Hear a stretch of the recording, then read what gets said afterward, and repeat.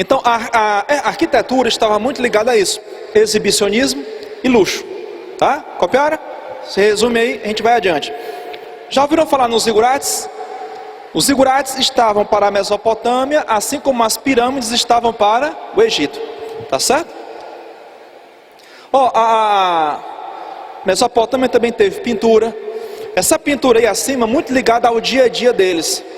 Teve a ourivesaria embaixo, o trabalho de arte em ouro. Teve a escultura. Você observa que essa escultura aí, ela não expressa movimento, ela está parada. Essa atitude aqui é uma atitude que pode representar reverência, respeito. Respeito a quem? A Deus. Porque na Mesopotâmia, o Patés ou Patesi não era Deus. Lembram-se? Ele era um representante de Deus. Então aqui a gente vê uma postura de reverência, de respeito. E uma postura também de atenção à pessoa que se dirigia ao monarca.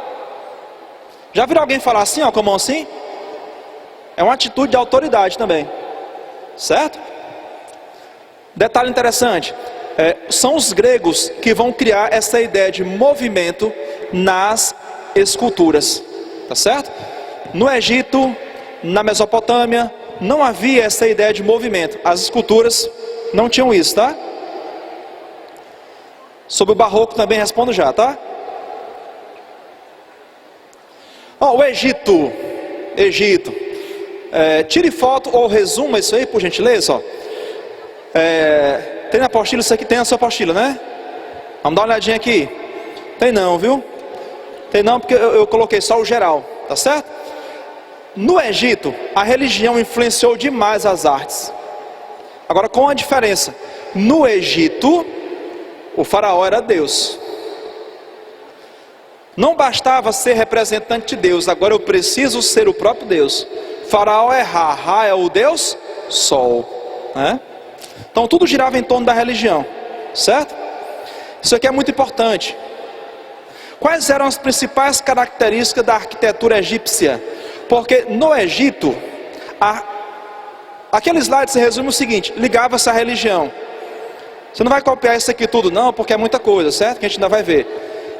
Põe só, pode tirar foto. Você pode dizer que estava ligado à religião, beleza? Ligava da religião. Podemos? Agora isso aqui é importante, viu? Porque no Egito, tá? No Egito, a arquitetura era o ponto máximo das artes. A arquitetura. Nem tanto a pintura, nem tanto a escultura, mas a arquitetura. A ideia era solidez, durabilidade, sentimento de eternidade. Os egípcios acreditavam na vida após a morte. Mais ou menos como hoje, né? Quando alguém morre, ninguém nunca disse que está morto, não está num lugar melhor, né? Interessante que ninguém quer ir para esse lugar melhor, né? Quer ficar no lugar pior, né? Não, ele descansou. Ninguém quer descansar, né? Você quer cansar. Porque se morrer representa lugar melhor e descansar, por que a gente não quer ir para o lugar melhor e descansar, né? Então, muitas vezes isso estava ligado a ideologias e ideologias. Aspecto misterioso, impenetrável e também luxo e ostentação. Tá certo? Eu coloquei aqui três arquiteturas egípcias, que eram túmulos e templos ao mesmo tempo. Havia a pirâmide, a mastaba e o hipogeu. Interessante que nas pirâmides eram enterrados os faraós e a nobreza. Nas mastabas, a classe média. E no hipogeu, a classe baixa. Interessante que eles já dividiam a sociedade em castas até na morte.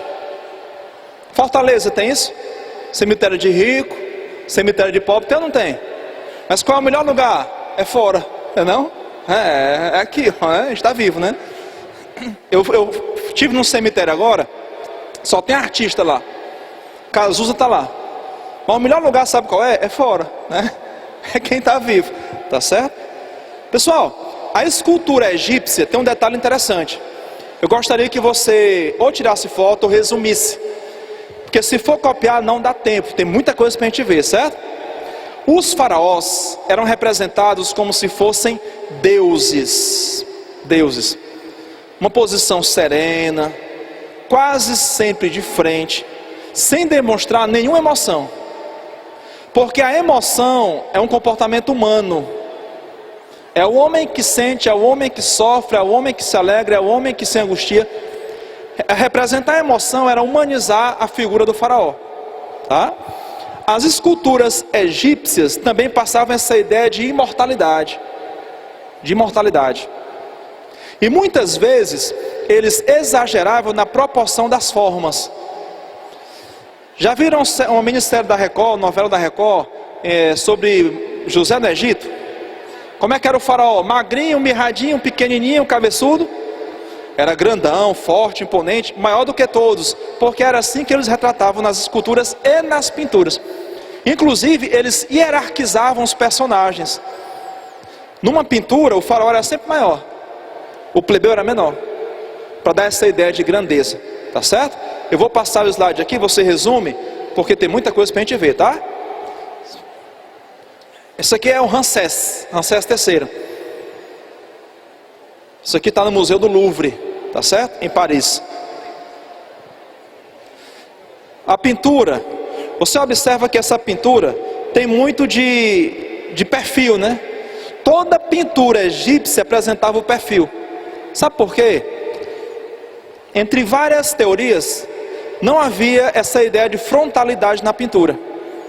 Não sei se você já conversou com alguém e alguém ficou assim, ó, de lado para você. Já conversou com alguém assim? Essa pessoa está prestando atenção no que você está falando? Normalmente não. Se eu não me viro para você enquanto você fala, eu tenho respeito ou desrespeito em relação a você? Desrespeito. Então, esse tipo de pintura mostrava que o observador não era ninguém. Certo? Não era ninguém. E isso era representado socialmente. Um plebeu, numa sociedade de castas, não era ninguém. Tá? Os egípcios também desenvolveram a ourivesaria. Bacana isso aí, né? Anelzinho desse aí, ó. Só não dá para sair na rua com ele aqui, né? Em Fortaleza. Certo? Pessoal, na Grécia, agora a gente tem uma mudança. Tá certo? Uma mudança. Isso aqui é importante e não está na sua apostila. Na Grécia, a arte estava ligada à inteligência e não à religião. Essa informação é muito importante. Na Mesopotâmia, no Egito, a arte estava ligada à religião, não é isso? Na Mesopotâmia, o Patese ou Patesi se proclamava representante de Deus. Faraó achou pouco, no Egito se disse o próprio Deus. Aqui não, aqui é uma arte ligada à inteligência. Pois na Grécia, os seus reis não eram deuses. Isso é muito importante. A arte grega volta-se para a vida presente. Ela contempla a natureza, tá certo? Vamos adiante. Olha só que bacana. Aqui são, eu coloquei essas duas primeiras de cima, são dois capitéis. Capitéis é o topo da coluna. Olha só que bacana essa coluna da esquerda. Essa é uma coluna jônica. Os gregos tinham três tipos de colunas: a dórica, a jônica e a coríntia. Essa coluna jônica aí é uma coluna feminina. Coluna feminina. Tá? Pessoal, os gregos buscavam algo chamado perfeição. Isso aqui também não está na sua apostila, tá? E eles primaram demais pelo equilíbrio e pela harmonia. Se você puder copiar o que está lá embaixo, é importante, ó. Quais eram as principais características da arte grega? Racionalismo. Quando se fala em classicismo, a gente está falando de quê? Greco-romano, né? A cultura grega influenciou demais a cultura ocidental, demais mesmo. Quer um exemplo? Os gregos gastavam tempo pensando naquilo que poderia ter acontecido. Outras culturas agiam da seguinte forma: não aconteceu, não interessa. Nós somos assim, gregos. A gente gasta muito tempo pensando naquilo que poderia ter acontecido. Quer um exemplo? Você ia atravessando a rua, alguém puxou você.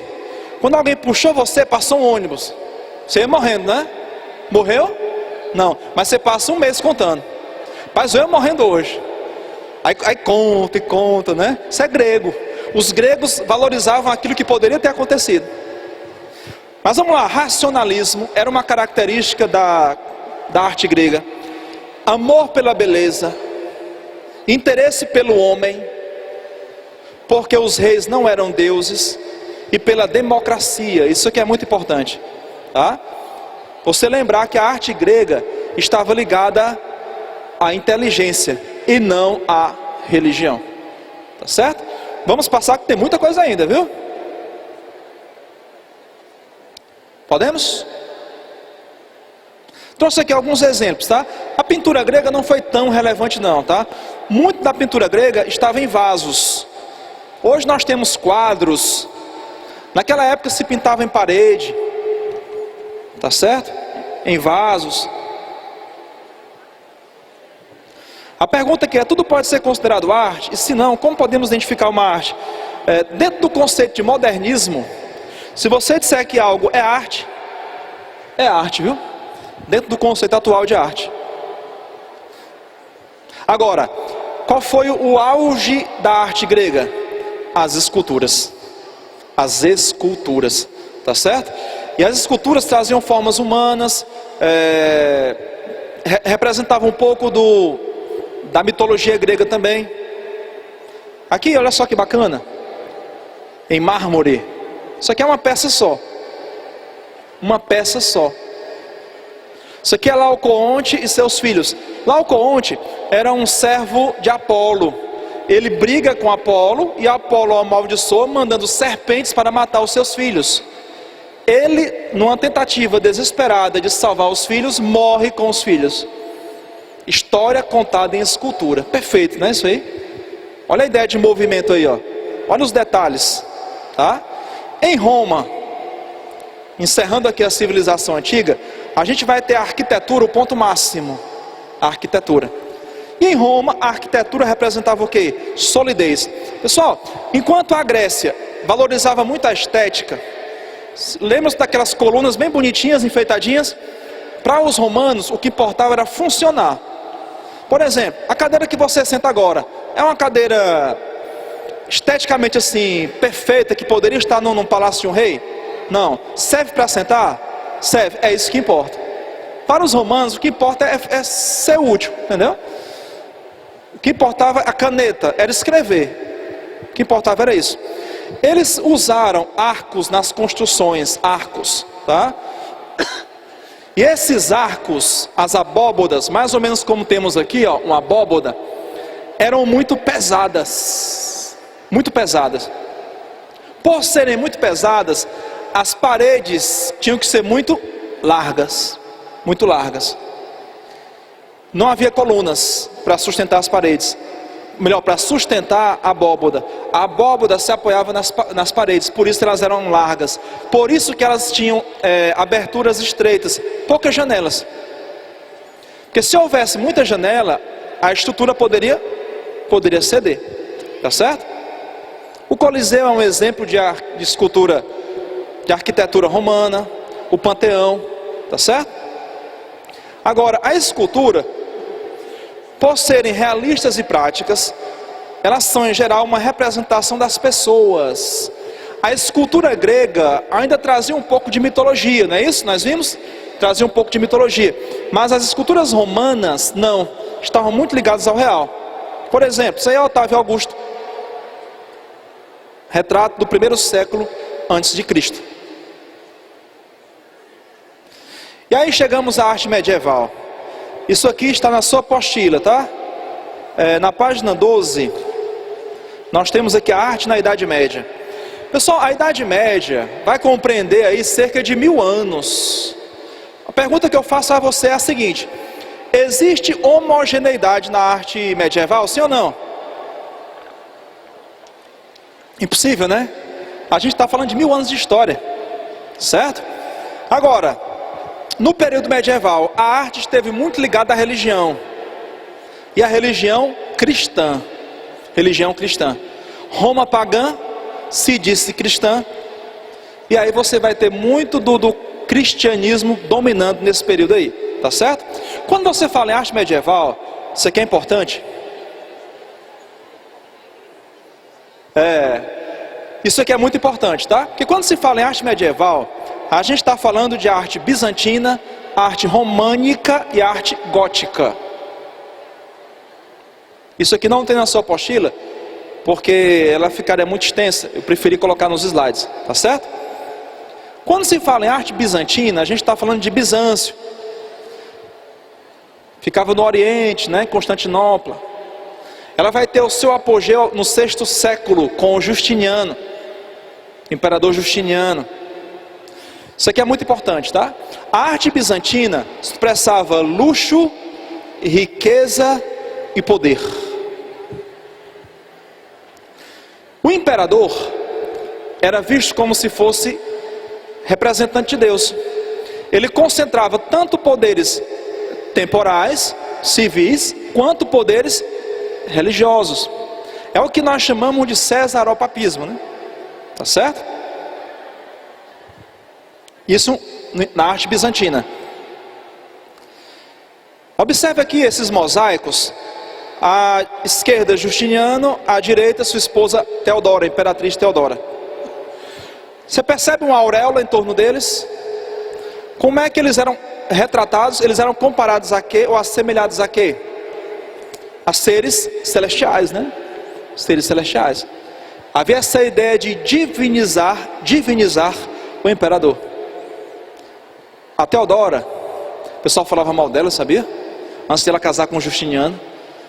Sempre tem uma sociedade que fala mal das pessoas, site de fofoca, né? O site de fofoca da época dizia o seguinte, que ela era danadinha. Que não havia cama em Bizâncio que não houvesse tremido com a presença dela. Mas dizem também, dizem do verbo eu não sei, né? Que quando ela se casou com o Justiniano, ela se aquietou. Tem gente que é assim, né? É danado, né? Mas quando casa, aí se aquieta, né? Pessoal, isso aqui é uma pintura bizantina. Interessante que naquela época, eles não usavam a tinta a óleo, certo?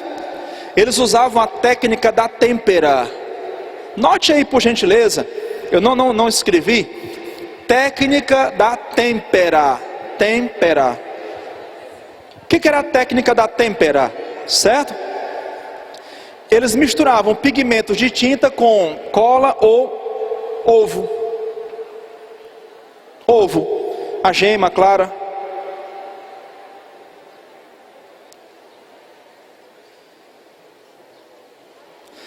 Se tinha alguma coisa antes de Cristo, por que o dilúvio não destruiu? Essa dúvida eu tenho, não sei também, viu? Também não sei, tá certo? Por que o dilúvio não destruiu? Também tenho essa dúvida, vou dar uma pesquisada, viu? Aí alguém pode perguntar assim, professor, se o Império Bizantino é luxo, riqueza, poder, por que usavam ovo? Ovo é comida de rico, é? Tem uma torcida que gosta de dizer que a outra come ovo, né? Aqui em Fortaleza, come ovo, né? Tem gente que chama de bife-boião, né? Disco voador. Parece que o ovo ele representa uma ausência de carne, né? Quem malha gosta muito de ovo, pega clara, né? Agora, professor, como é que a arte bizantina era luxo, riqueza, poder e tinha ovo na pintura? É porque não havia a tinta a óleo, certo? Mas olha só que detalhe, esse dourado que você vê aí era ouro, ou seja, o ovo era aplicado sobre uma superfície chapada de ouro, tá certo? Vamos adiante, lembra-se disso aqui? Isso aqui é a Basílica de Santa Sofia. Quando ela foi reformada no século VI, Justiniano, que era o imperador, ele falou o seguinte, Rei Salomão, eu superei você. Ele fazia uma referência a quê? Quando citou Salomão no seu discurso? Ao templo de Salomão, que era todo de ouro, que a igreja universal do reino de Deus, meio que reproduziu agora em São Paulo, e é um lugar belíssimo, vale a pena visitar. Eu não visitei ainda, mas quero ir lá e tirar umas fotos. Belíssimo. A única diferença é que não é de ouro, né? Não é de ouro. Se fosse, o pessoal derrubava e levava, né? Mas é uma cópia do templo de Salomão, tá? Isso aqui é museu hoje. A Basílica de Santa Sofia hoje é um museu lá na Turquia, em Istambul. E a arte românica, o que seria? Saímos aqui do bizantino, vamos para o românico. O que era o românico? Era a arte de Roma pela Europa. Detalhe, ó. Uma coisa é a arte romana, outra coisa é a arte românica. São duas coisas bem diferentes. A arte romana era a arte em Roma, certo? A arte românica era a arte de Roma pela Europa. O estilo que se propagava, tá certo? E aí nós temos as principais características. Eu vou pedir para você olhar no site depois, por causa do nosso tempo, tá bom? Ó, na Península Itálica, a arte românica, ela teve um aspecto mais leve, como esse aqui, ó. Isso aqui foi construído no século XII, fica em Pisa, na região da Toscana, na Itália. Atrás tem a Torre de Pisa. Você observa que a igreja aqui, ela não é muito vertical, ela é lateral, é mais lateral. Sabe por quê? Porque a população aqui ainda era muito agrária. Havia muitas invasões bárbaras. E a igreja, ao mesmo tempo que era um local de adoração, era um local também de proteção. Ou seja, com invasões bárbaras, as pessoas se refugiavam onde? Nas igrejas. Tá certo? Detalhe, a escultura românica. Essas esculturas, eu posso tirar da parede? Dá para tirar da parede, sim ou não? Dá não, né? Elas foram feitas como um adorno para a parede. Ou seja, somente na Renascença, grava essa informação, tá? Somente na Renascença, a escultura passa a ser algo independente da arquitetura. Somente na Renascença, apenas na Renascença, com Michelangelo, com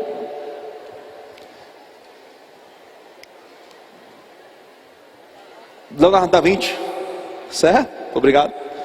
A escultura, ela deixa de ser um ornamento da parede e vai para a praça. Até então, isso aqui vale durante o gótico também. A escultura, ela é feita para a parede, para ornamentar a parede, certo? Aí eu coloquei, isso aqui é muito importante, viu?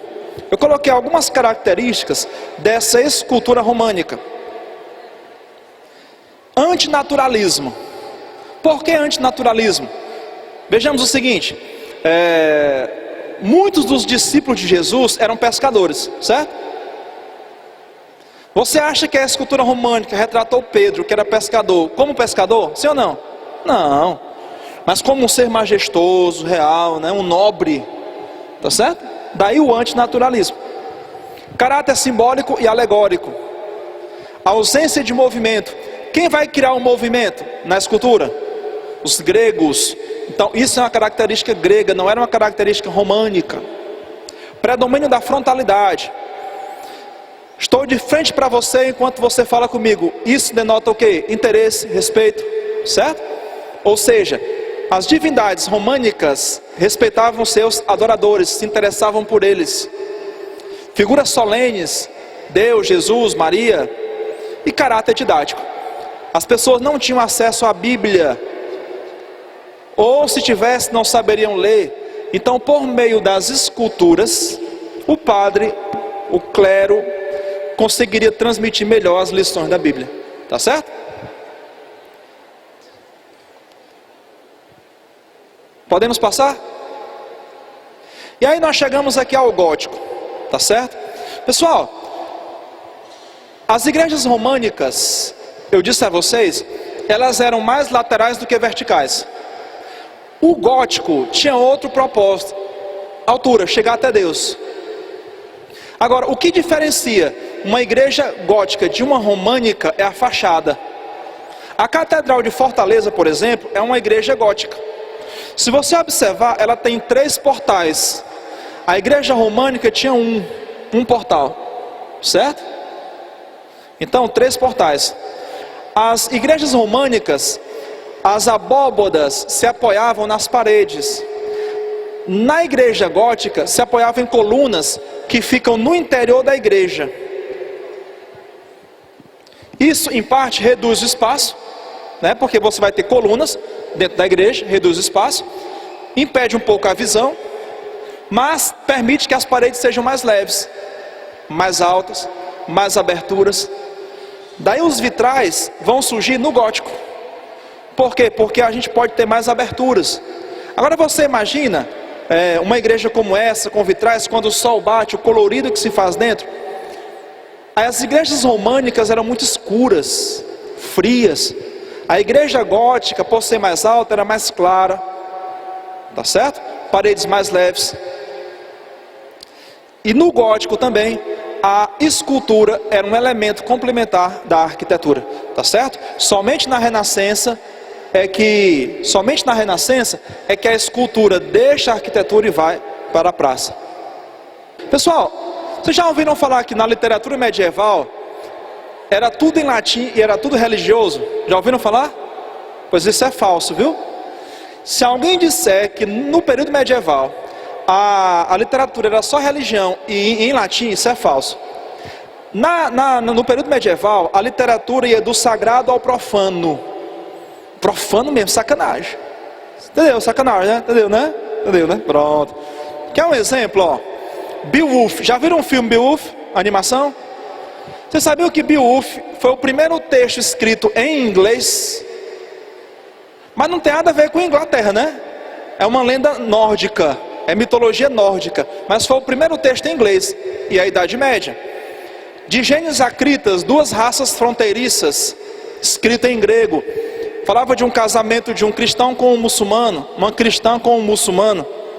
Nibelungenlied, que é a canção dos Nibelungos, é um poema épico escrito em alemão. A Bíblia só tinha latim até Martinho Lutero traduziu o Novo Testamento para o alemão. A Divina Comédia, de Dante Alighieri. Interessante que a Divina Comédia, poeta, certo? Dante. Isso aqui é um poema, né? Poema. São canções. Ele se encontra perdido numa floresta. E a sua amada Beatriz pede a Virgílio que vá ao encontro dele para assessorá-lo. E Virgílio o convida a fazer uma viagem diferente. Ele passa pelo inferno, pelo purgatório, pelo céu. Lá no céu ele encontra Beatriz. Agora sabe o que é interessante? Isso foi escrito em italiano. Quando ele visita 9 círculos no inferno, ele encontra o diabo. Você ir para o inferno não vê o diabo, você não foi para o inferno, né? E ele encontra, sabe quem? O Papa. Pesado, não é não? Em plena Idade Média, você fazer um texto em italiano, para os italianos lerem, e colocar o Papa no inferno. Você é doido? Está querendo morrer, não é não? Acho que o Papa o chamou e disse: tu quer morrer? Tu quer morrer? O Papa vai para o céu, não é não? Mas o Dante Alighieri colocou o Papa no inferno. E Decamerão. Teve até um seriado, um filme, minissérie da Rede Globo, não foi? Débora Seco, ó. A mesma que fez Bruna Surfistinha estava lá, certo?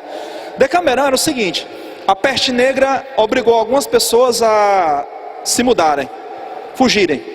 7 homens e 3 mulheres.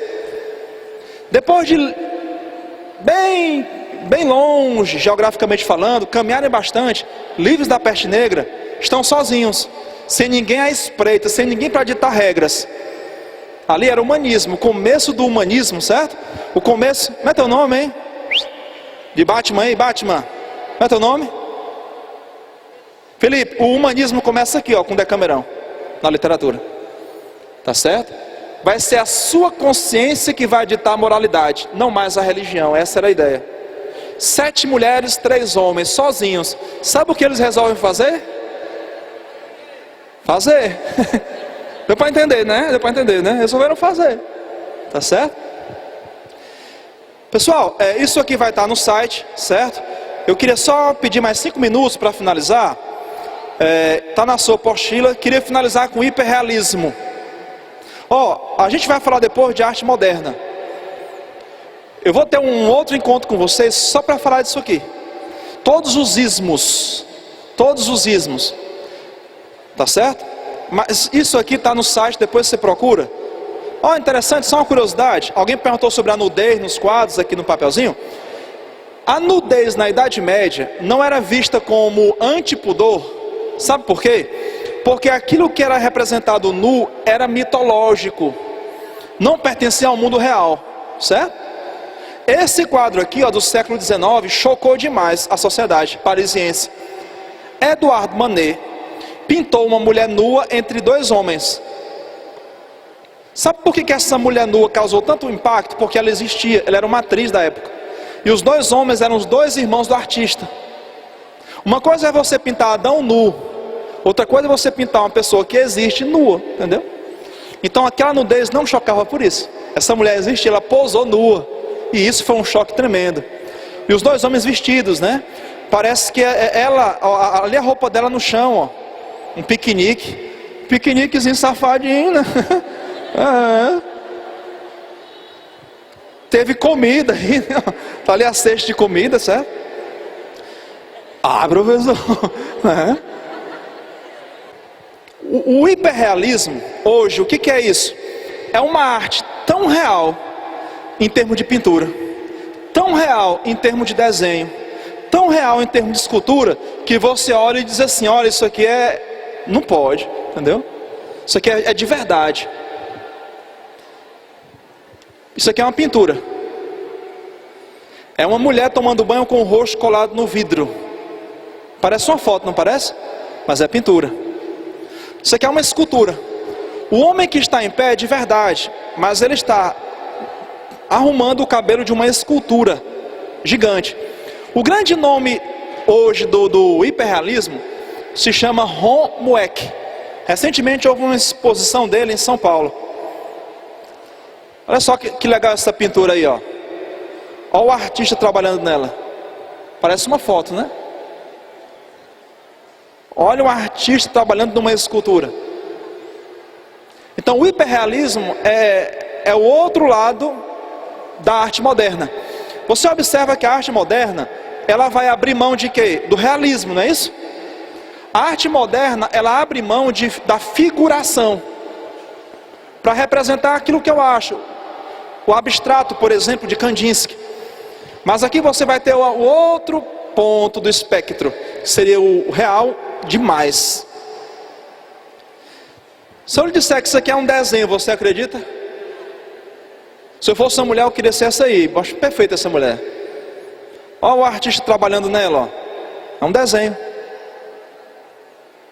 Isso é hiperrealismo. Pintura, escultura, ruivinha. Isso aqui é uma mulher grávida.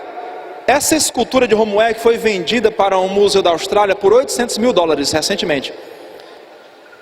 Essa mesma mulher teve uma criança, ó. Hiperrealismo. Olha o neném.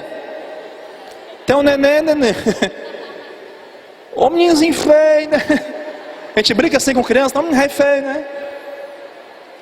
Pessoal, nós iríamos agora a nossa apostila, mas infelizmente não vai dar tempo. Esse aqui, ó, é o Facebook do professor. No Facebook do professor tem um Instagram do professor para você ver as intimidades do professor, tá certo? Eu gostaria muito de ver você aí, certo? Ó, professor Volner Ribeiro. É um Face mais assim, artístico, cultural, que eu dou dica de português, vídeo, tiro dúvidas, tá certo? Você vai gostar de visitar esse Face. É uma página, na verdade. É uma forma de interagirmos. É uma página, tá certo? Professor Volner Ribeiro. E lá eu coloquei o Instagram, caso você queira, a gente queira fazer mais contato, amizade, tá certo? Acompanhar o dia a dia. Pronto, beleza. E aí, pessoal, infelizmente eu não tenho mais o privilégio de estar com vocês. Eu quero agradecer a oportunidade que você me dá de ser feliz aqui com você, viu? Muito obrigado, ó. Fundo do coração, coraçãozinho você completa, certo? É um prazer demais estar com você, viu? De verdade. Abraço, viu? Até o nosso próximo encontro, se Deus quiser, viu?